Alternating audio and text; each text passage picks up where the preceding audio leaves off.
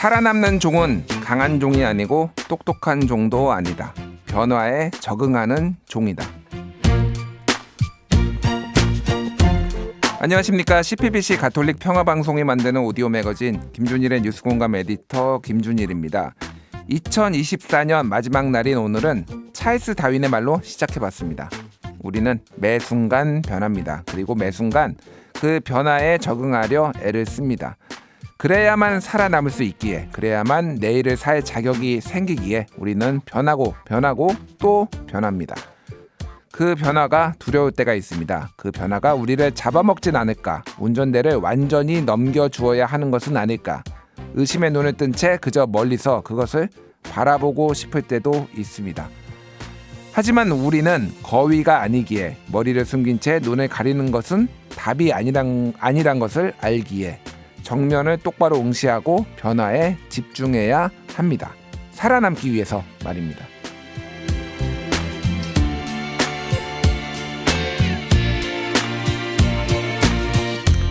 12월 31일 화요일 김준일의 뉴스공감 2024년 마지막 방송은 진화, 변화의 내일을 말하는 시간을 준비해봤습니다. 새로운 기술과 새로운 세상, 그 안에서 새로이 맞출 정치와 언론, 기술의 퍼즐을 어떻게 맞추면 좋을지 이야기 나눠보려 하는데요. 잠시 후 본격적으로 시작하겠습니다. 잠시만요.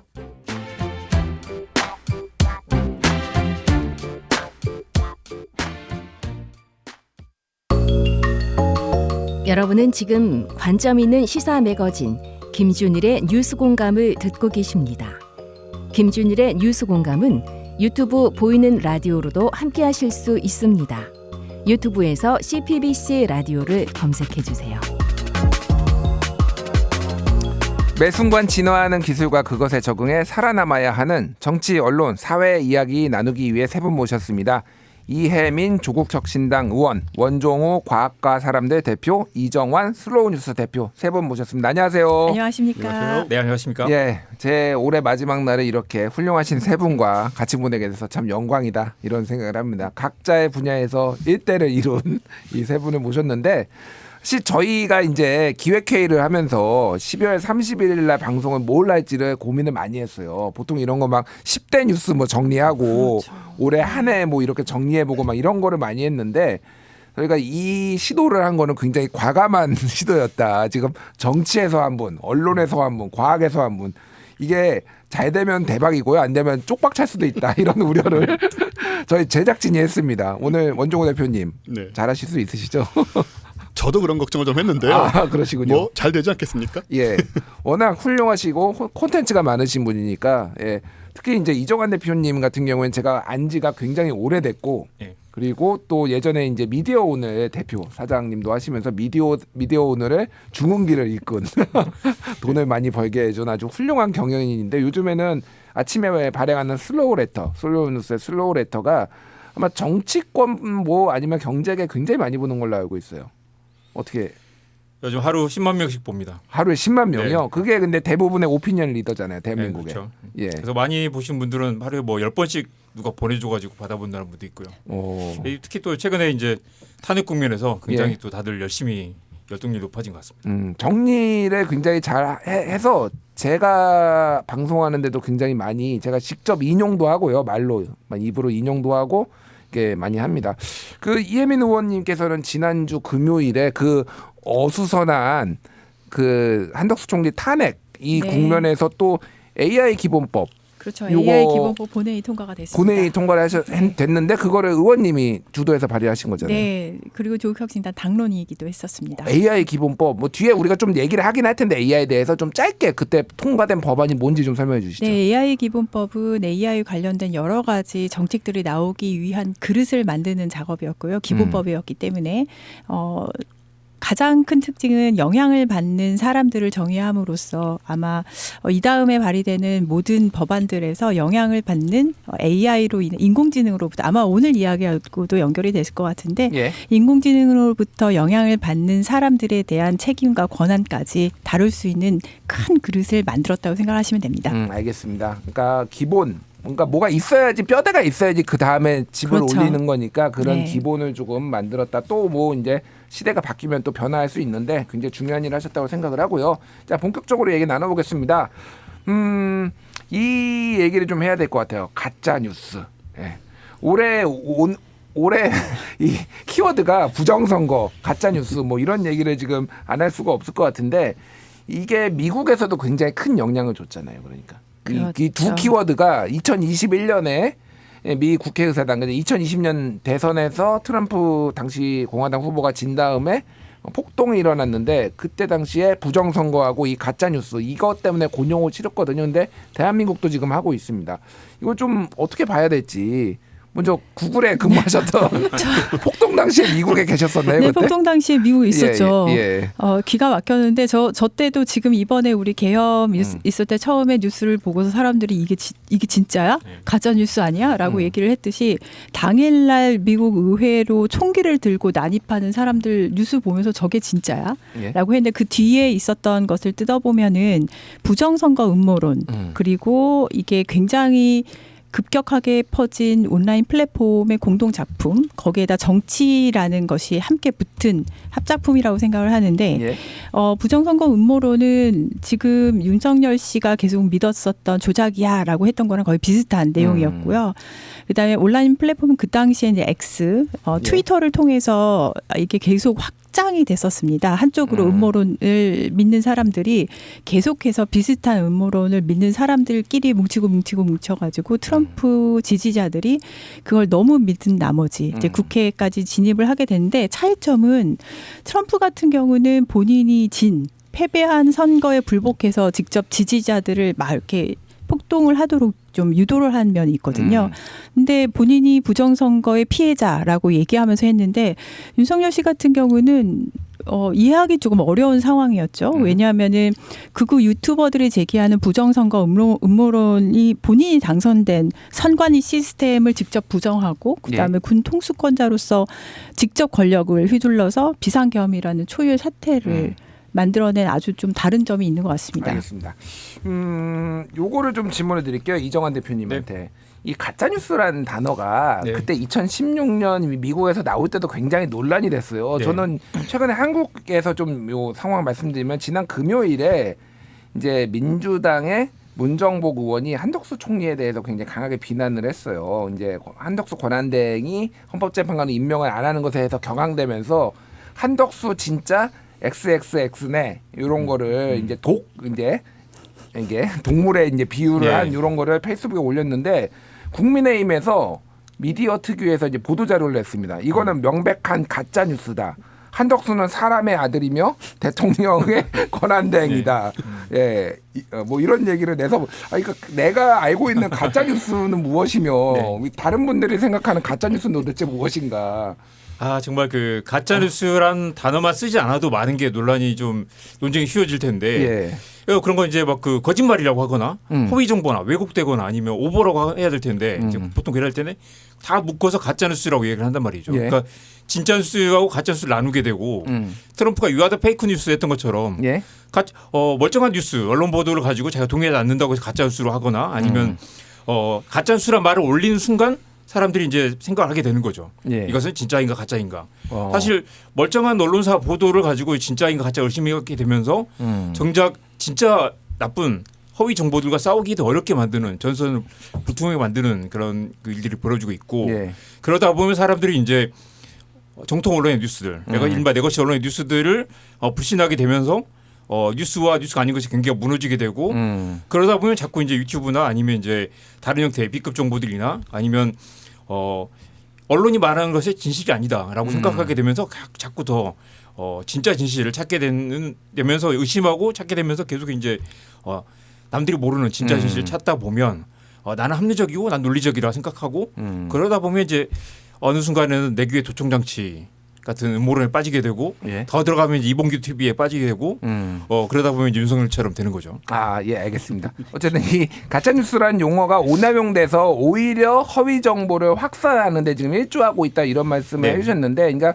공식적으로 학계나 언론계에서는 이제 허위 정보란 말을 좀 예전에 우리나라에서 문재인 정부 때 허위 조작 정보까지 이제 쓰기도 했는데 영어로 디스인포메이션이라는 단어를 좀 더 많이 쓴다라는 거, 페이크 뉴스보다는 그게 좀 더 정확한 의미라는 건데, 근데 원종호 대표님, 네. 근데 어쨌든 뭐라고 부르든 이 허위 정보가 이 굉장히 이 패턴을 보면은 소수에게서 다수에게도 전파로 되고 다른 것보다 전파 속도도 빠르고 이런 좀 특성이 좀 있다면서요. 그렇죠. 일단은 이게 대부분의 경우 이제 음모를 동반하는 경우가 많은데 이 음모론은 굉장히 매력적이죠. 일단은 특히 그 어떤 현실에 대해서 그걸 부정하려고 하는 사람들 입장에서는 예. 어떤 음모론이 이제 처음에는 생각을 못 하고 있다가 누군가 그걸 발화를 했을 때 그걸 이제 보면서 아 이거였구나라는 어떤 통찰의 기쁨 같은 거를 이제 느끼게 됩니다. 음모론에 예. 빠지는 순간에 그런 상태에서 또 자기가 어떤 남들은 모르고 있는 정보와 비밀을 접근하고 있다라는 그런 쾌감이 또 있고 그리고 또 선구자적인 그런 어떤 그 심리에 빠지게 돼요. 그러다 보면 이걸 빨리 퍼뜨려야겠다. 그러니까 약간 그 전도를 하는 것 같은 느낌으로 빨리 퍼뜨려야겠다. 그러는 과정에서 이게 기하급수적으로 순식간에 이제 퍼져나가는 그런 특징이 있고 이거는 사실 뭐 정치뿐만 아니고 여러 가지 면에서 많이 나타나는 모습이죠. 그렇군요. 이정환 대표님도 이 허위 정보에 대해서는 상당히 관심 많으시잖아요. 그러니까 한국은 사실 미국에서 지금 논란이 됐던 것처럼 완벽하게 페이크 가짜 뉴스를 조작해가지고 만드는 그런 경우는 사실 많지 않잖아요. 예. 예를 들면 베리베리 임포턴트 뉴스닷컴이라는 걸 만들진 않죠. 아, 한국에서 예. 이를테면 이제 뭐 사실 한국은 되게 그 여론이 집약돼 있기 때문에 예. 또 모두가 다 네이버나 다음에서 대충 보고 또 이름만 들으면 알만한 언론사들이 주로 있기 때문에 예. 예를 들면 한국에 무슨 누가 태평양 일보라는 걸 만들어서 거기서 가짜 뉴스 막 만들어서 퍼뜨렸다라고 하면 사람들이 한 다리만 건너도 그런 가짜 뉴스다라고 알겠죠. 예를 들면 그런 형태의 명백하게 허위로 만들어진 위장된 사이트로서의 가짜 뉴스는 사실 한국엔 거의 없고요. 예. 예. 사람들이 이제 아까 말씀드렸던 것처럼 멀쩡한 뉴스를 내가 동의하지 않는다고 해서 이거 가짜 뉴스다라고 말하면서 언론 전반의 신뢰를 떨어뜨리고 그러면서 이제 음성적인 정보로 가는 거죠. 우리 많이 받는 이제 카카오톡으로 돌아다니는 받은 글 같은 것들 사람들이 받은 글에 진짜 진실이 있다고 보거든요. 받은 예. 글에 상당 부분 이제 그 은밀한 고급 정보도 많이 있지만 저도 혹합니다. 밭글. 밭글. 밭이라고 해놓고 들리면서 사실은 의도적으로 또 그걸 뿌리기도 하고요. 예. 사실 또 알면서 속기도 하는데 사실 그 현상 자체가 사람들이 저기 고급 자기들끼리 돌려보는 고급 정보가 있고 우리들은 그거 알지 못한다. 언론에 나온 건 다 가짜거나 누가 의도된 의도적으로 편집된 진실이다라고 생각하는 거죠. 또 대표적으로 우리 유시민 전 노무현재단 이사장께서도 예. 저는 요즘 뉴스 안 봐요. 유튜브를 믿죠라고 말하기도 하고 예. 그때 더 중요한 말이 표현이 있었어요. 그 유튜브 내가 방송사 인터뷰를 했더니 1시간 동안 인터뷰를 했는데 나오는 건 몇 줄밖에 안 되고 그건 내가 한 말이 아니다라는 거. 예. 그 사실 한국에서 똑똑하기라면 몇 번째한테 드실 만한 분이 그런 말을 하면서 근데 매불쇼에 나갔더니 1시간짜리를 풀로 틀어주는데 이걸 400만 명이 보더라. 그러면서 이제 유튜브를 더 믿는다라고 말씀하시는데 저는 이제 굉장히 그 여전히 유시민 선생님은 이제 까방꾼이 있다 생각해요. 나름 이제 한국 사회 귀한 부분이 많은데 예. 그 논리 그대로 지금 윤석열이 말하고 있는 거잖아요. 언론은 못 믿겠다. 언론은 못 유튜브에 믿겠다. 진실이 있다라고 말하는 거죠. 고성국 TV와 뭐 이봉규 TV에 네. 진실이 있다 뭐 이렇게. 이봉규 TV가 지금 구독자가 지금 100만 명 가까워지고 있고요. 예. 월 수입이 지금 한 2억 가까이 된다고 그래요. 그걸 거기 떡밥을 주고 밀어주고 한 사람들이 윤석열 같은 사람이라는 거죠. 알겠습니다. 예. 뭐 이제 기성 언론, 뭐 레거시 미디어라는 이 기성 언론도 여러 가지 성찰과 좀 반성도 필요하다라는 거지만 그렇다고 무턱대고 이제 이거를 불신하는 게 옳으냐 이제 이런 논란도 있는 것 같아요. 근데 매년 이제 영국의 로이터 저널리즘 연구소라는 곳에서 이제 한 40여 개 조사하는 개수는 좀 달라지는데 이제 전 세계 40여 개국으로 조사를 해보면은 한국의 언론 신뢰도가 한동안 꼴찌를 하다가 최근에는 뒤에서 한 5번째로 약간 올라온 상황이고 그런데 굉장히 특징적인 것이 한국이 다른 어느 나라보다도 유튜브를 통해서 굉장히 뉴스를 많이 소비한다. 이게 그 전체 대상국 평균보다 한 20% 포인트가 높아요. 보면은 그러니까 뭐 전 세계 평균은 한 30% 정도 한 3명 중 1명이 유튜브를 통해서 뉴스를 본다라고 얘기를 하는데 우리나라는 절반이 넘습니다. 이게 또 구글에서 근무하신 우리 이혜민 의원님께 좀 여쭤보지 않을 수 없어요. 왜 한국은 그러니까 구글 본사에서 보기에도 한국은 이 유튜브를 유독 사랑하는 것 같고 굉장히 여기 쪽에 좀 신경을 많이 쓰는 것 같은데 왜 이렇게 우리나라는 이게 유튜브를 많이 좀 소비를 하고 이게 또 문제도 많이 발생하잖아요, 근데. 예. 구글에서 봤을 때 유튜브의 사용량이나 아니면 확산 속도는 한국이 굉장히 눈에 띄게 좀 높은 것은 맞아요. 아, 그래요? 다른 제품에 비해서. 예를 들어 검색 같은 경우도 한국인이 예. 검색에서 구글이라는 제품을 사용하기 시작할 때 처음에는 거부감이 굉장히 높았거든요. 이유는 네이버나 아니면 다음처럼 이렇게 다 떠먹여주는 어떤 첫 페이지에 들어갔을 때 여러 컨텐츠를 이미 준비된 예. 상황이 훨씬 더 익숙해진 나라였기 때문에 검색창만 딸랑 있는 경우를 굉장히 그렇게 좋아하지 않으셨었거든요. 그럼 유튜브는 도대체 왜 검색하고 다르게 한국에서 이렇게 많이 확산이 됐을까 봤을 때 제일 먼저 꼽은 게 무엇이었냐면은 동영상이라는 플랫폼이 잘 가동이 되기 위해서는 우선 1차적으로 필요한 게 인터넷 속도입니다. 근데 한국 같은 경우는 초기에 굉장히 높은 그 인터넷 속도를 자랑하고 그 커버리지 자체가 넓었기 때문에 예.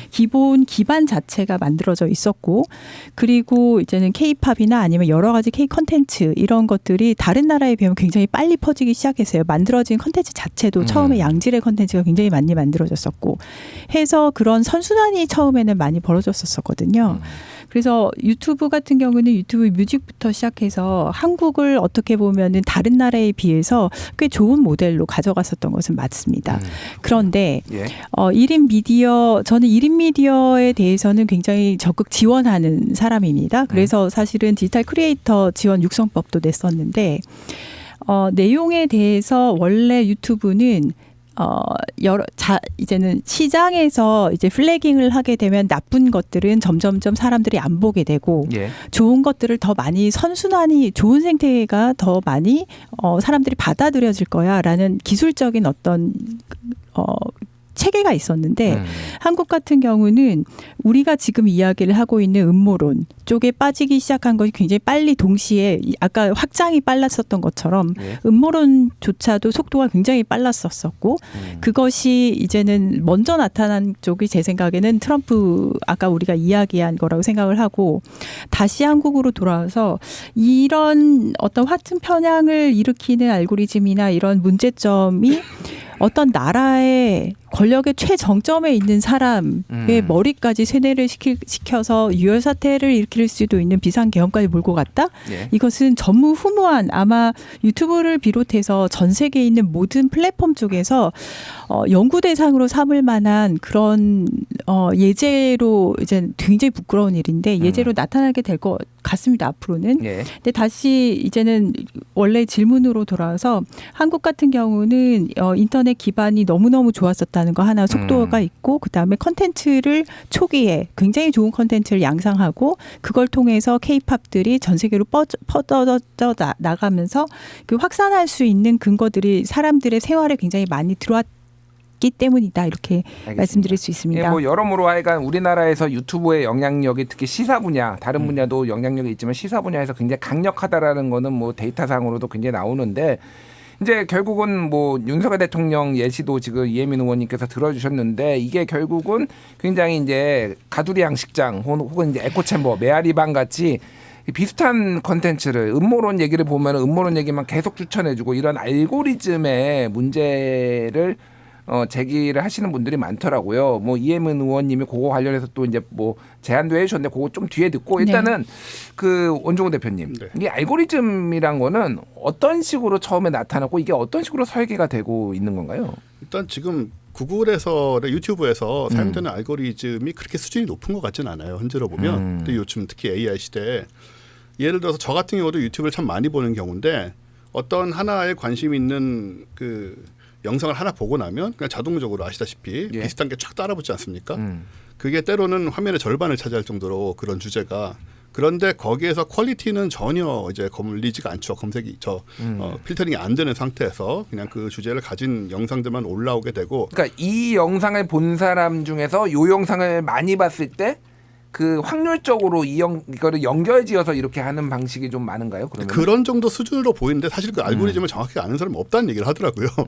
정말 그런지 모르겠습니다만은 근데 이제 느낌상으로 이제 그런 느낌이고 근데 그 과정에서 이제 이게 재밌는 것이 우리가 뭐 뉴스를 보거나 진지하게 TV 앞에서 앉아서 뭐 뉴스를 보거나 할 때는 거기에 대해서 뭐 이것저것 생각을 하면서 하나하나 이제 짚어가는 느낌이 좀 있는데 유튜브는 정말 흐름 따라 가게 되지 않습니까? 예. 누워서 보다 보면 1시간 후에 정신 차리면 어딘가에 와 있어요. 그냥 그걸 따라가다 보면 요즘은 쇼츠 때문에 아주 안드로메다까지 가 있는 경우가 상당히 뭐 많아요. 분명히 예. 좀 전에 진지한 걸 보고 있었는데 정신을 차려 보면 이상한 쇼츠로 와 있거든요. 예. 막 그런 식으로 이제 막 지정되는 알고리즘을 따라가다 보면 점점 퀄리티는 낮아진 상태에서 점점 극단적인 얘기로까지 가 있는 경우가 너무 흔하다는 거죠. 그런 흐름들이 결국 만들어내는 상황들 이게 사실 뭐 필터 버블이란 말이지 않습니까? 예. 이게 사용자가 선호하는 정보만을 계속 제공을 받고 그게 계속 이제 강화되다 보니까 나중에는 이제 다양한 관점을 아예 접할 기회가 없게 되는 상황이 벌어지고 이게 뭐 정치뿐만 아니고 보면은 뭐 국뽕 쪽이라든가 아니면 요즘 뭐 해외 뭐 다른 나라들을 좀 비하하는 그런 유튜브들도 많은데 그런 것도 가다 보면은 계속 그것만을 보게 돼서 정말 그런가 하는 관점에 빠져들게 되는 경우가 너무 많이 있고 그러다 보면 말씀하신 대로 이제 확증 편향으로 치닫게 되는 이런 구조가 되기 때문에 너무 자연스럽게 젖어들듯이 그 필터 버블을 통한 확증 편향으로 가는 그 구조가 이 알고리즘 상에서 구현되고 있다라는 부분이 좀 문제가 되는 것 같습니다. 알겠습니다. 이정환 대표님 네. 의견 좀 주시죠. 저도 할 얘기가 많습니다. 제가 그 대학원 논문으로 알고리즘 연구를 했었거든요. 뉴스 알고리즘. 그러셨어요? 근데 이제 뭐냐면 네이버가 한때 네이버 미디어 센터에 뉴스 편집자가 200명이 있었어요. 맞아요. 지금은 몇 명인지 아세요? 한 그 10분의 1로 줄어든 걸로. 0명입니다. 0명. 한 명도 없어요. 이제는. 아예. 예. 그러니까 네이버나 다음이 저는 이제 의도적으로 정치적인 편향적인 편집을 한다고 생각하지 않아요. 왜냐하면 장사를 해야 되니까. 예. 편향적이면 맨날 국회 불려다니면서 야단맞고 또 그다음에 편향적이라고 또 그 이용자들한테 야단맞으니까 최선을 다해서 편향 없애려고 하지만 결과적으로 네이버에는 약간 보수 성향 이용자들이 몰리고 다음에는 이제 진보 성향 이용자들이 몰리게 되죠. 근데 예. 제가 논문에 썼던 건 그런 거예요. 이 알고리즘 편집으로 돌아서면서 이 사람들이 그 당시 인기 검색어와 이 많이 본 기사가 연동되는 현상이 더 강해졌다는 거예요. 그러니까 뭐냐면 과거에는 이제 그 편집자들이 이거 중요한 뉴스야라고 해서 딱 편집을 해서 이제 선택을 했겠죠. 예. 알고리즘으로 가면서 이게 이제 의도했던 의도하지 않았던 사람들이 많이 검색하고 하는 뉴스가 많이 보게 되잖아요. 많이 보면 알고리즘이 이게 좀 중요한 뉴스 같다. 사람들이 관심이 많다라고 해가지고 그걸 반영을 해서 더 많이 노출을 시켜주는 쪽으로 알고리즘이 설계돼 있다는 거죠. 예를 들면 이용자들의 선택과 노출이 완전히 단절됐으면 모르겠는데 어떤 형태 연결고리가 있는 것 같다라는 게 제가 이제 통계적으로 밝혀낸 건데 예. 사람들이 검색하면 그게 중요한 뉴스가 돼가지고 더 많이 노출이 되고 많이 노출되니까 많이 보니까 더 중요한 뉴스가 돼서 더 이렇게 그러니까 꼬리가 몸통을 흔드는 현상이 발견된다. 그런데 그 현상이 하나 있었고 결과적으로 이제 알고리즘 아마 제 생각에는 이 사람들도 의도적으로 설계하지 않았을 거예요. 예. 그런데 기본적으로 네이버나 다음이나 뉴스 페이지 뷰가 자기들 기본적인 영업 수단이잖아요. 그렇죠. 많이 봐야 되고 오래 머물러야 되고 자주 찾아와야 되고 그러니까 사람들이 이용자 편향을 어떤 식으로 반영하게 되고 이게 자연스럽게 네이버 다음으로 이제 정치적 그 성향이 갈라졌다 하나 있고요. 페이스북은 또 다른데 2017년부터 페이스북이 완전히 이제 정치 관련 기사들 노출을 확 줄였고요. 그리고 이제 뉴스 관련 링크 노출도 많이 줄였고 예. 왜냐하면 사람들이 페이스북에서 뭔가 기사를 보면 괴로워한다는 거예요. 뉴스를 보면 힘들어하고 뭔가 이렇게 요즘은 좀 다르지만 요즘 탄핵 뉴스를 열심히 보잖아요. 근데 예. 평소에 이제 뭐 예를 들면 이재명을 비판하거나 아니면 윤석열을 비판하는 그런 기사를 보면 서로 양쪽에서 괴로워하니까 서로 싸우기나 하지 도움이 안 된다 이렇게 봤군요. 그러니까. 그리고 그 사람들이 빨리 페이스북 중단하고 나가버리는데 아. 예를 들면 이제 맛집 예. 그다음에 뭐 이 새로 뭐 가방 산 거 아니면 뭐 놀러 간 이야기 그런 거 올리면 사람들이 계속 보고 오래 머물고 하니까 페이스북에서는 그걸 많이 정치적 색깔을 줄였거든요. 예. 그런 식으로 이제 이런 모든 이제 그 설계가 어떻게 하면 우리에게 돈이 되는가? 네이버는 지금 쇼핑이 굉장히 그 중요한 핵심 사업이기 때문에 예. 사람들이 오래 머물면 결국 또 어떻게든 쇼핑을 연결된다는 거죠. 오래 머물려는 게 무조건 핵심이다. 유튜브는 또 아까 얘기했지만 결국 이제 자동 추천이 핵심인 거잖아요. 오래 예. 머물게 하려면. 근데 이제 유튜브도 관련 논문들을 보면 이 네이버 다음도 마찬가지지만 극단적이고 편향적인 걸 일부러 추천하는 게 아니라 사람들이 그런 걸 봤을 때 더 자기 취향에 맞는 거. 예. 사실 이게 거울처럼 왜 유튜브 나에게 이런 것만 보여주지? 라고 윤석열 씨가 생각할 게 아니라 자기가 그걸 좋아하니까 그리고 계속 이걸 더 오래 보고 다른 거 쓱 넘기면서 이건 또 클릭해서 오래 머물고 예. 관련된 걸 또 찾아보니까 아 당신 이걸 좋아하는군요 라고 계속 추천을 해주는 거죠. 그래서 이제 유튜브 관련 논문도 보면 유튜브 알고리즘이 진보적 성향을 추천한다라는 논문이 있는 반면에 예. 진보적 편향이 있다는 논문이 있는 반면에 또 이 극우적인 편향이 있다는 논문도 있는데 예, 예. 사실 양쪽 다 결국 우리들의 편향을 거울처럼 반영해서 보여주는 그런 알겠습니다. 특성이 있다는 거죠. 알겠습니다. 예전에 이제 팩트 체크 기사와 관련해서도 미국에서 논문이 많이 나왔는데 팩트 체크 기사가 좌편향됐다라는 논문도 있고요. 예. 그렇지 않다라는 논문도 있습니다. 그래서 각자 이제 보고 싶은 거, 강조하고 싶은 거를 많이 강조하는 것 같은데 되게 중요한 말씀해 주셔서 특히 이제 네이버 같은 경우는 옛날에 이 뉴스 알고리즘을 그 언론사들이 추론을 막 해가지고 특정 단어를 반복해서 넣으면은 이게 노출이 잘 된다라는 시절이 있었어요. 그래가지고 갑자기 맥락이 없는데 갑자기 막 단어들이 뒤에 보면은 막 또 이상한 단어들이 막 붙어 있고 막 그런 경우가 있었습니다. 그런 정도로 이 알고리즘을 뚫기 위해 많은 이 뭐 뉴스 생산자들이라든지 이런 뭐 콘텐츠 제작자들이 굉장히 노력을 하고 있다. 이런 말씀을 드리고요.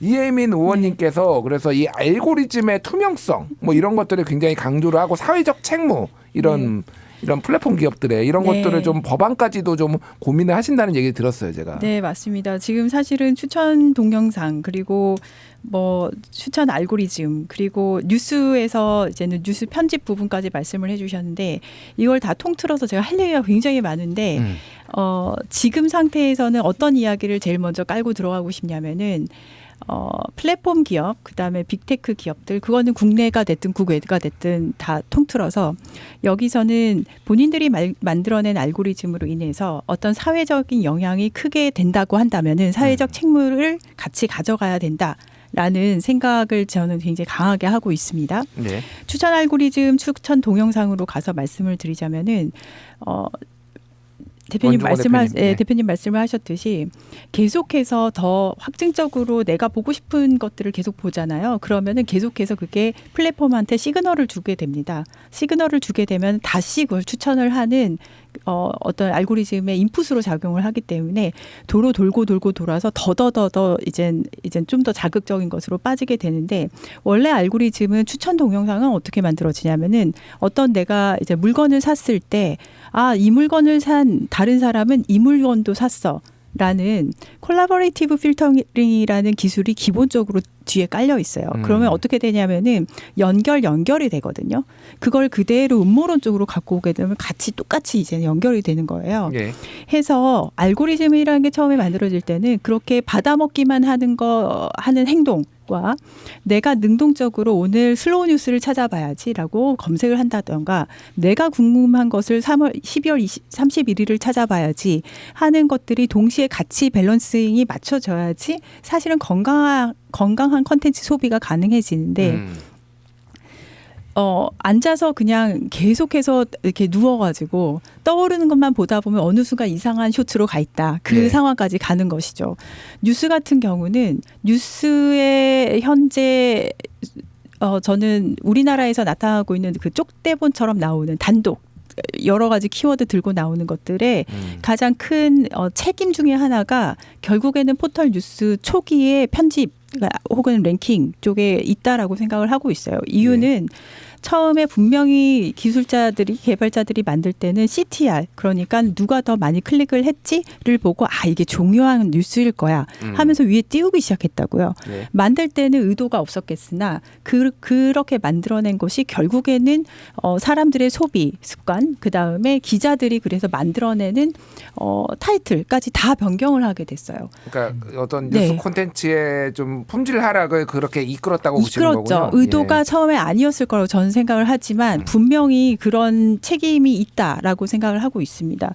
해서 알고리즘이 초기에는 어떨지 모르고 그다음에 정치적인 편향성이 없었을지라도 사람의 행동을 바꾸게 만들었다고 한다면 그리고 그 영향이 사회적으로 크다면은 사회적인 책무 가져가야 된다 이렇게 생각을 하고 있습니다. 그렇군요. 그래서 뭐 좀 구체적으로 조금만 더 구체적으로 예제는 사실 기술의 문제를 어느 정도는 또 기술로서 풀 수 있습니다. 예를 들면은 내가 얼마나 능동적이 아니라 수동적으로 이 컨텐츠를 소비를 하고 있는지 매트릭을 보여줄 수도 있는 것이고요.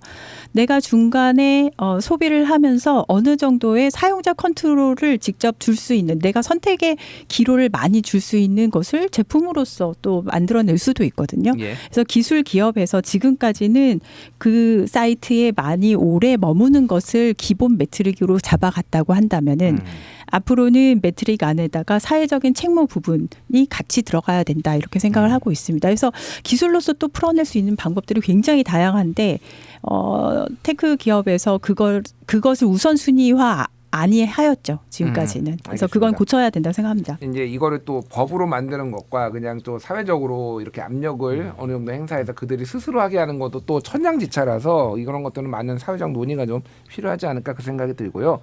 이제 알고리즘 얘기는 요 정도까지 하고 이제 최근에 더 많이 얘기가 되고 있는 인공지능 그리고 뭐 인공지능과 다 결부돼서 나오는 건데 나온 지는 좀 됐지만은 이제 딥페이크라든지 뭐 이런 것들이 인공지능과 만나면서 훨씬 더 정교해지더라고요. 제가 2016년 이때 봤던 그 딥페이크와 최근에 나온 딥페이크는 정말로 천양지차다. 이거는 CG 컴퓨터 그래픽이 필요가 없겠구나 이제는 더 이상 뭐 이 정도로 이제 퀄리티가 좀 많이 달라진 것 같아요. 이정환 대표님, 네. 요즘 어떤가 이 트렌드가 이쪽이?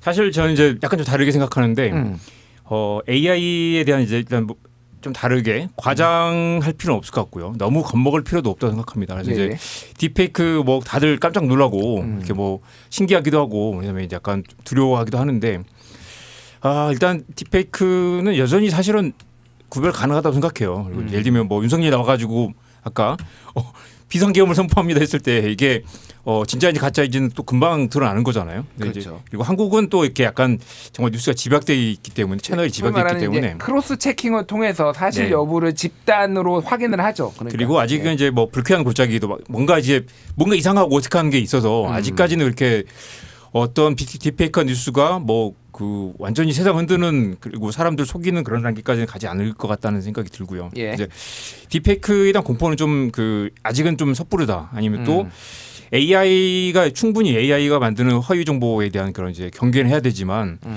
AI에 그대한 공포를 또 과장할 필요는 없고 그다음에 AI를 또 과도하게 의인화하거나 아니면 인간의 능력을 뛰어넘어 가지고 뭔가 AI가 뭔가 이렇게 우리를 뭐 지배하거나 아니면 뭐 AI가 우리를 공격할 거다라는 그런 식의 공포는 좀 일단 접고 들어가는 게 좋겠다는 생각을 하고 있습니다. 알겠습니다. 너무 과장할 필요는 없다. 원종호 대표님하고 제가 예전에 인공지능 한번 과거에 얘기를 한 적이 있었는데 우리가 이제 강인공지능과 약인공지능 이거에 대해서 얘기를 하면서 강인공지능의 시대가 올 것이냐 얼마나 빨리 올 것이냐 이런 얘기를 했잖아요. 네네. 좀 대표님은 지금 어떤 견해를 가지고 계신지.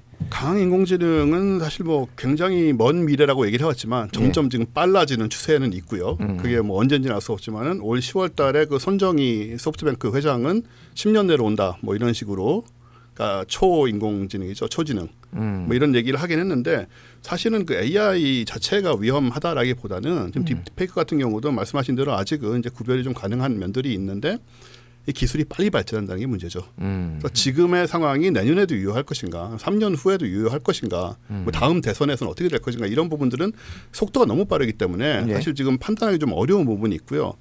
또 음성 같은 경우에 작년 2023년 1월달에 MS에서 그 발리란 서비스를 만들었는데 이건 이제 대중에 공개는 안 됐습니다. 왜냐하면은 음성 샘플을 3초만 가지고 있으면 그 사람 말을 다 모방할 수가 있어요. 그러니까 예전에는 많은 데이터가 필요했는데 3초라면 우리가 누구에게서나 샘플을 뗄 수 얻어낼 수 있는 그런 짧은 부분 아니겠습니까? 그게 예전에 제가 기억하기로 어도비에선가 한 10년 전에 그 서비스가 있었는데 그때는 샘플 데이터가 상당히 많이 필요해가지고 네, 그게 바로 차이입니다.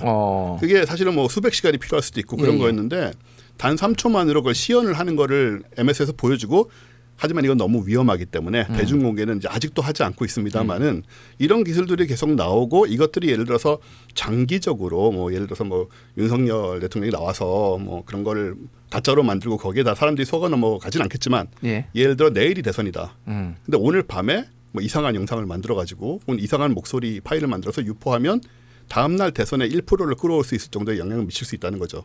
이게 밝혀지기 전까지는. 이제 어쨌든 검증까지는 좀 시간이 걸리기 때문에 그럴 그런 수 것들을 있다는 악용할 수 있다 이런 네. 말씀인데 요즘은 또 그 검증의 속도도 또 기술을 이용해서 또 빨라지기 때문에 그게 굉장히 좀 다른 것 같아요. 그 방금 이제 예. 원 대표님 말씀하신 것처럼 그래서 되게 중요한 건 뭐냐면 사실 이제 믿을 만한 출처, 신뢰할 만한 소스가 중요한데 사실 우리가 그걸 이제 계속 무너뜨리고 있는 게 하나의 문제인 것 같고요. 예. 또 하나는 꼭 그 말씀을 드리고 싶었는데 그 2016년 미국 대선에 이제 캠브리지 어널리티카라고 해서 여론 조작 업체가 있었잖아요. 그 이제 영국의 브렉시트에도 크게 이제 영향을 미쳤다고도 하는데 그때 보면 그 중요한 게 이제 AI라기보다는 당시 이제 낮은 단계의 그런 이제 이 낮은 단계의 여론 조작이었는데 지금 이제 그런 게 AI와 결합하면 훨씬 더 이제 치명적인 거란 거죠. 예를 들면 페이스북이나 소셜 미디어에서 아주 치명적인 그러니까 아주 그 취약한 사람들을 골라가지고 타겟화해서 메시지를 보내는 거예요. 예를 들면 이제 소득이 적은 이 외벌이 호르머니가 키우는 집에 이제 여성에게 이제 그 메시지를 보내서 경제로 취약한 사람들에게 보내서 힐러리가 되면 멕시코 사람이 들어와서 일자 잃을 거다라는 메시지를 광고로 계속 보내는 거예요. 근데 그 광고는 완전히 타겟화된 메시지 광고이기 때문에 보통 사람들이 그런 광고 있는지도 몰라요. 근데 맞춤형으로 아주 취약한 사람들을 프로파일링 한 다음에 그 사람한테 보내는데 AI 시대가 되면 인공지능 시대가 되면 100만 개의 다른 메시지를 선별적으로 노출할 수 있다는 거죠. 지금 우리가 이제 아까 그 가짜뉴스 교황이 무슨 이렇게 잠바 입고 돌아다니는 그런 이제 사진들, 예. 페이크 사진들은 사실 재미로 볼 수 있고 쉽게 또 들통나기도 하고 그 자체가 악의적인 게 없다고 치면. 그러니까 풍자나 패러디로 사실 맞습니다. 많이 이용이 되죠 그런 거. 그런데 이제 이 AI를 활용한 가짜 뉴스 조작 정보의 문제는 타겟화된 형태로 다 쪼개서 나가기 때문에 예. 요즘 이제 예를 들면 마케팅에서는 광고를 만들 때 옛날에는 이제 사람들이 막 모여가지고 팀 짜가지고 회의해가지고 하나의 아이디어를 내잖아요. 근데 지금은 그 카피를 100개씩 300개씩 주르륵 뽑아가지고 300개의 타겟 그룹이 쫙 보내가지고 효과를 측정한 다음에 그 중에 몇 개를 고르는 거죠. 아니면 예. 이제 그걸 하나를 정할 게 아니라 타겟 그룹별로 다 다른 메시지를 쏘는데 정치 뉴스와 왜곡과 프로파간다와 그런 이제 허위 조작 정보도 그런 식으로 AI를 통해서 여기 싫으면 쫙 쪼개가지고 누구도 몰라요.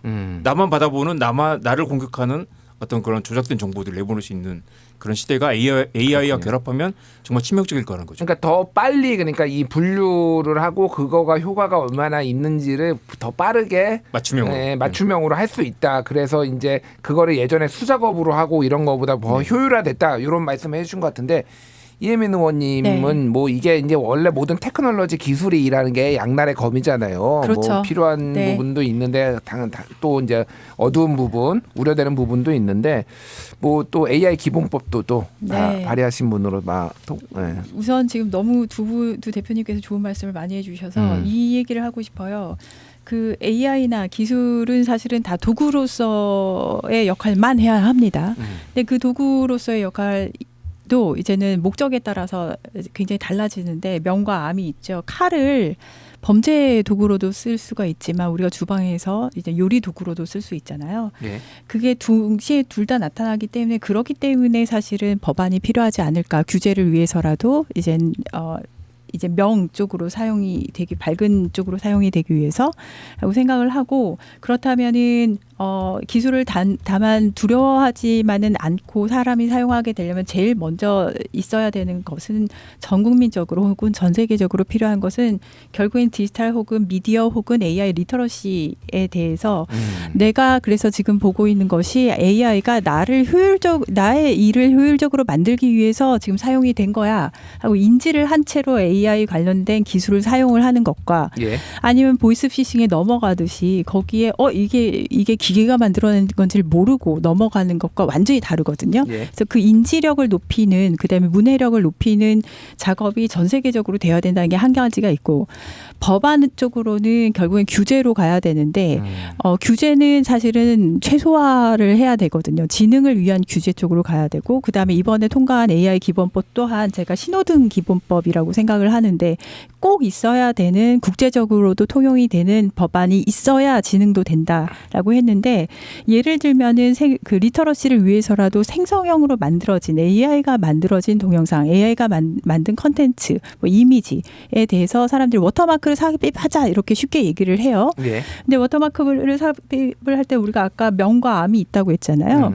뭐 영화에서 사용할 수 있는데 계속해서 워터마크가 떨어져서 돌아다니면은 사실은 되게 좋은 쪽으로 사용하려고 했었는데 사용자의 경험을 해치는 케이스가 나온다고요. 예. 그런 경우엔 그러면 도대체 이걸 어떻게 표시할 건데 했을 때 기술은 굉장히 빨리 발달을 하고 있습니다. 그래서 눈에 보이지 않는 워터마크를 또 생성을 해서 넣을 수가 있어요. 나중에 트래킹이 또 가능하더라고요. 그렇게 되면 어떤 일에 사용이 될 수 있냐면은 딥페이크 같은 경우에도 거기에서 사용된 학습 데이터부터 시작해서 어떤 식으로 이게 돌아다녔는지를 안 보이는 워터마크를 통해서 추적을 또 할 수가 추적이 있거든요. 가능하다. 그렇죠. 그래서 법안에서도 사실 그런 부분들을 넣었고요. 동시에 학습 데이터 우리가 인공지능이 눈에 보이는 막 로봇 이렇게 생각할 수도 있지만 이미 미국에서도 되게 시도가 많이 됐었던 게 인사평가랄지 아니면 어떤 사람의 신용등급, 보험회사에서 신용등급을 매김에 있어서 인공지능을 알고리즘을 많이 씁니다. 예. 썼더니 백인 남성한테만 좋은 점수를 준다거나 아니면 백인 남성만 채용을 하게 되는 경우들이 생겨서 결국엔 폐기하고 다시 만드는 경우들이 생겼었어요. 예. 왜 그렇게 되냐면은 결국에는 인공지능의 결과물은 지금까지 학습을 한 결과물이기 때문에 과거를 반영하는 경우가 많습니다. 물론 이 다음 추론까지 벌어지는데 그 또한 과거에 기대해서 추론을 하게 돼요. 그래서 학습 데이터에 대한 공정성. 예를 들면은 이미지 검색을 했는데 내가 범죄자라고 쳤는데 다 멕시코 사람 흑인이 나오면은 그게 학습 데이터 자체가 편향이 된 거거든요. 아니면은 선생님이라고 선생님의 그림을 그려줘. 그러면은 백인 여자 금발머리가 나와요. 그것 또한 학습 데이터가 편중이 되어 있는 거거든요.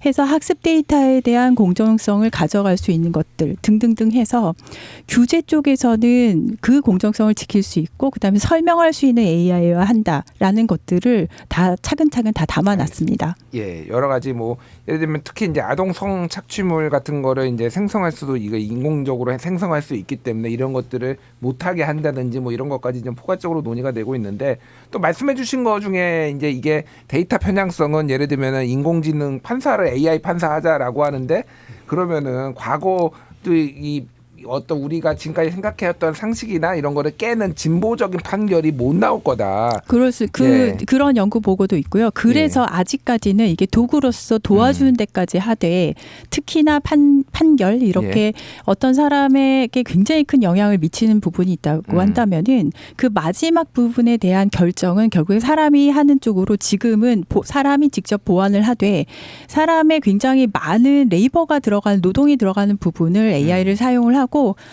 사람이 직접적인 결정을 내리는 것을 아직까지는 추천을 하고 있습니다. 알겠습니다. 예, 뭐 이제 여러 가지 이런 쟁점들이 있다는 거를 정리를 하고요. 기술 얘기를 많이 해봤고 이제 우리가 이제 레거시 미디어를 포함해서 이 언론들 얘기를 조금만 더 해보고 정리를 해보겠습니다. 어쨌든 사회가 이렇게 발전하고 기술이 발전하더라도 의원님이 말씀하셨다시피 결국은 이거는 도구일 뿐이고 기존에 있는 어떤 각 섹터들 뭐 정치, 언론, 뭐 이런 과학계 뭐 이런 데서 잘 얼마나 이용하느냐 이제 달린 것 같아요. 근데 이제 언론도 많이 신뢰의 위기를 지금 받고 있고 좀 위협을 받고 있는 것 같습니다. 근데 언론 또 미디어 비평 전문 그 지혜 대표를 지내신 이정환 대표님께 지금 어떤 신뢰도에 대해서 좀 여쭤볼게요. 아까 말씀하신 것처럼 이제 한국이 늘 신뢰도 맨 꼴찌였다가 다른 나라가 더 내려가면서 한국이 약간 이제 꼴찌는 아니게 된 상황이잖아요. 뭐 미국이 거의 꼴찌 수준이에요 지금. 그런데 그 중에 하나가 이제 코로나 팬데믹 때 그 언론에 대한 신뢰가 많이 낮아졌고 실제로 코로나 팬데믹과 이제 정치적 그 영향이 또 있었죠. 이제 정치적 신념에 따라 이제 이제 정보를 취사 선택하는 그런 일이 있었는데 돌아보면 그 당시 이제 위기 상황일 때 사람들이 뉴욕타임즈 구독자가 많이 늘었거든요. 그 뉴욕타임즈는 이제 트럼프 범프와 코로나 범프라고 했는데 이제 구독자 확 늘어난 거죠. 그때 교훈은 사람이 위기 상황에 혼란스러울 때 그래도 믿을만한 언론을 찾는다는 거죠. 우리가 아까 가짜뉴스 이야기와 허위 정보 이야기하고 알고리즘이 얼마나 우리 공론장을 왜곡시키는가에 대한 이야기를 했지만 그럴 때일수록 정말 믿을만한 뭐가 진실인가 무엇이 중요한 정보인가 그리고 우리가 어디에 기대해야 되는가 혼란스러울 때 그걸 만드는 게 매우 중요하다는 거죠. 과연 우리가 이렇게 혼란스러울 때 우리는 지금 무엇을 찾아보는가. 예. 그때 누군가는 뉴스공장을 보고 누군가는 또 매불쇼를 보겠죠. 저는 여전히 그 아까 처음에 이야기했던 유튜브가 어느 정도 뉴스 역할을 대체하는 것도 어떤 굉장히 긍정적인 측면이 있다고 생각합니다. 토론을 만들고 여론의 다양성을 만들고요. 근데 그런데 사실 자칫 잘못하면 이제 그 윤석열 대통령처럼 엉뚱한 데로 빠지게 되기 때문에 어떤 경우에든 믿을 만한 언론에 대한 그 가치를 우리가 잃어서는 안 된다. 우리가 언론에 대한 비판을 하더라도 그래도 언론의 가치, 저널리즘의 사명을 지킬 수 있는 그런 공론장에 대한 그 건강한 생태계를 결코 포기해서는 안 된다. 그 뉴스의 패키지를 복원하고 건강한 저널리즘이 살아 움직이게 만들고 아까 의원님 말씀하신 것처럼 포털의 그 뉴스 편집이 계속해서 그 양질의 저널리즘을 떨어뜨리는 그런 부분도 있잖아요. 그리고 네. 사람이 다 이제 쇼츠라든가 아니면 그런 이제 단편적인 파편화된 뉴스를 쫓아가게 되는데 이걸 복원하지 않으면 장기적으로 심각한 문제가 된다. 또 하나만 말씀드리면 예. AI가 도입되면서 지금 이제 구글도 AI 뉴스 그 결과를 많이 내보내고 있고 지금 오버비라고 지금 테스트하고 있는 건 검색 결과에 링크를 주는 게 아니라 답변을 내놓는 시대로 가잖아요. 예. 사람들이 클릭하지 않게 되고 뉴스 사이트로 가지 않는 거예요. 원 소스를 확인하지 않는. 그렇죠. 링크가 사라진 시대로 간다. 링크는 모든 정보의 출처의 기본이고 사실 논문을 서로 그 출처를 주고받는 것처럼 링크가 월드와이드 웹의 핵심인데 지금 이제 링크 없는 정보의 세계로 가고 있다. AI가 완벽한 답변을 주면 모르겠지만 AI의 편향이 세계를 지배하는 그런 시대로 간다라는 게 우려하는 상황, 우려하는 부분이고 그렇기 때문에라도 우리에게는 믿을 만한 신뢰할 만한 언론에 대한 그 가치를 버릴 수 없다는 거죠. 예. 신뢰도가 언론이 살아남는 데 굉장히 중요하다 이 말씀을 해주셨는데 원종호 대표님, 네. 이 과학계에서는 언론의 이 신뢰도를 특히 어느 정도 보는지 되게 궁금합니다.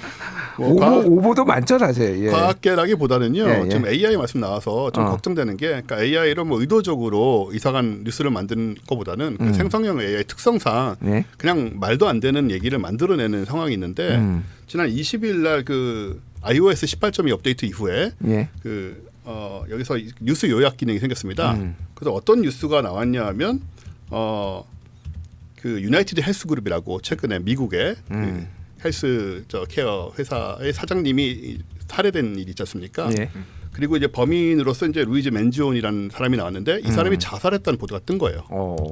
근데 이건 완전히 허위고 유튜브에서나 나올 것 같은 거짓, 페이스북이나 그 완전히 일부러 만들어내는 거짓 정보에서 갖고 온 것인지 이제 출처도 알 수가 없으니까. 예. 그러니까 이런 식의 가짜 뉴스가 만들어져서 그냥 배포가 확 돼버리는 이런 상황들은 사실은 이거는 누가 의도한 것도 아닌 그냥 AI가 적당히 만들어서 그냥 뿌려버리는 이런 상황들도 생기고 해서 지금 AI 상황에서 지금 우리가 우려해야 될 부분이 굉장히 많다라는 예. 생각이 듭니다. 알겠습니다. 이제 마지막 좀 시간이 거의 다 돼서 마지막으로 이 세 분께 한 해를 정리하시고 또 이제 하시고 싶은 말씀들 이제 하시면 시간을 드리도록 하겠습니다. 그래서 지금 또 이제 정치 상황이 워낙 이렇다 보니까 또 언론들이 이 탄핵 정국과 이 계엄 정국을 또 어떻게 보도하느냐 이거에 대한 또 신뢰도 문제 또 기계적 중립을 지키는 거 아니냐 막 이런 논란도 굉장히 많은 것 같아요. 언론이 또 굉장히 사회적으로 막강한 영향을 미치기 때문에 그쪽도 책임이 있지 않나 그런 생각이 드는데 이혜민 의원님부터 짧게 정리 하나씩 해주시죠. 연말 마지막 날. 저는 끝은 항상 시작이라고 생각을 하기 때문에 올해를 마무리하면서 새해를 이야기를 하고 싶습니다. 아무래도 희망을 얘기를 해야 될 것 같고요. 새해는 을사년입니다. 120년 전에 을사늑약이 생각이 나는 그런 시점입니다. 현재 전국을 보면 동시에 97년도 연말에 있었던 IMF 경제 상황은 그때 생각 또한 납니다. IMF하고 을사늑약이 동시에 생각나는 그런 시점인데 예.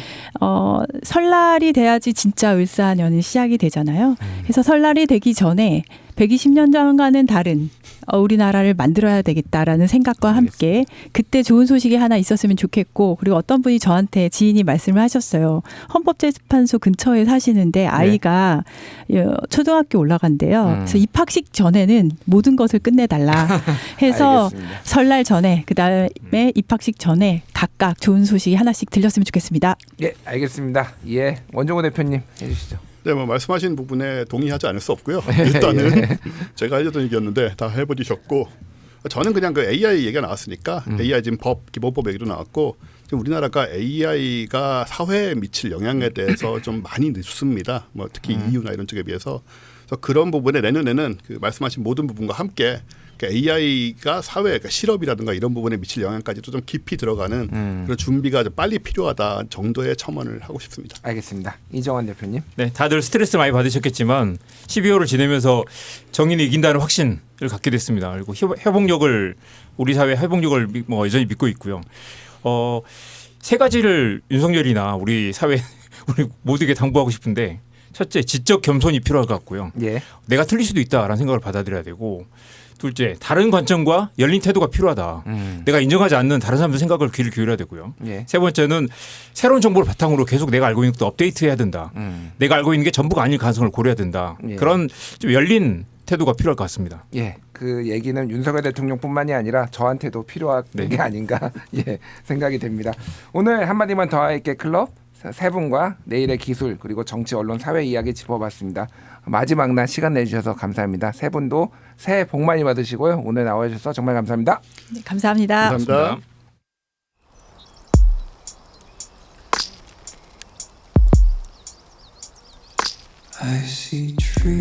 오늘의 칼럼입니다. 빛나는 언론. 홍원식 동덕여대 아랫대 교양대학 교수가 한겨레에 쓴 민주주의와 내란 사이에 중립은 없다 칼럼 중 일부분을 소개하며 마지막 날을 정리할까 합니다.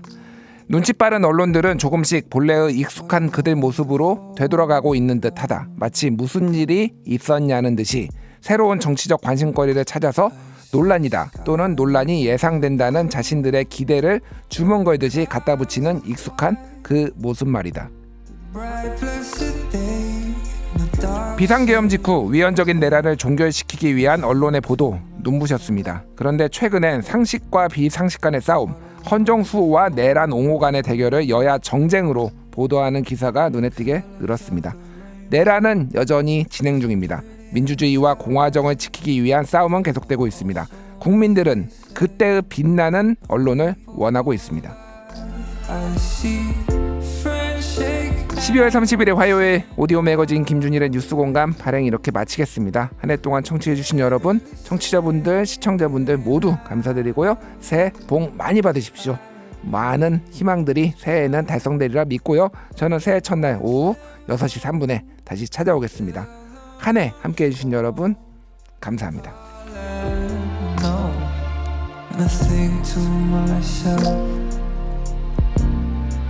What a wonderful world, and I think to myself, what a wonderful